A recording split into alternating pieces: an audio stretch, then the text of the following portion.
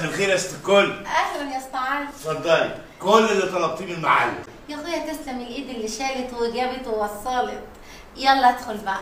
لا معلش. بقول لك ايه، هتقولي زي كل مره مستعجل وعندي شغل ومش فاضي. مظبوط والله، يسلم بقك. لا ما ينفعش، لان يا اخويا الشغل مش هيطير، ولا هو المعلم محرج عليك ما تدخلش. اعوذ بالله، وهيحرج عليا ليه ما اخشش؟ ده انا زي ابنه. خلاص يبقى تدخل وتحط الحاجه على الترابيزه. حاضر، اتفضلي. وهو بالمره يا اخويا كده اتكلم معاك وافضفض واشتكي لك بكل اللي في قلبي. خير ان شاء الله. والخير هيجي منين بس يا سعالي، وانا عايشه عيشه تسم البدن وتاثر العمر. مالها العيشه اللي انت عايشاها يا ست حوريه؟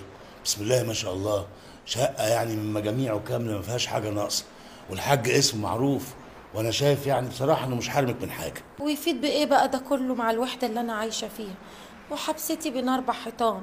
ده انا متجوزه ومش متجوزه، هو فين بقى الراجل اللي انا متجوزاه؟ ولا هو كلامه وبس؟ ما هو الحاج بيجي لك حسب ظروفه ما بتسمح، وبصراحه بقى من الاول انت عارفه ان هو مش ملكك لوحدك. ويا ريتني ما وافقت على الجوازه دي. دي الست مننا برضو محتاجه راجل يكون جنبها، لو زعلانه يفرحها، لو عايزه تسمع كلمه حلوه يسمعها لها، ولو تعبانه ياخد بايديها ويريحها. ولا انت ليك راي تاني يا سعالي؟ انا مش عارف اقول لك ايه يا ست حوريه، بس اللي عاوز اقوله لك ان المعلم. عارفه اللي هتقوله، المعلم طيب وحنين وفيه كل الخصال الكويسه، مش كده؟ مظبوط، واكتر من كده كمان، ده المعلم بتاعنا ده مفيش زيه، ده يتحط على الجرح يطيب. بس يا خساره، كل ما بحتاج له يا سعالي ما بلاقوش جنبي. عندك مثلا من يومين كنت ماشيه كده ورحت متكعبله واقعه على رجليا، وجعتني قوي، ببص حواليا ما لقيتش حد معايا يسندني ولا يقومني حتى. شوفي يا سعالي. مفهوم يا ست حورية. ولا كتفي يا سعالي، وانا بقوم بعد ما وقعت رحت خابطه في الترابيزه، بص حتى.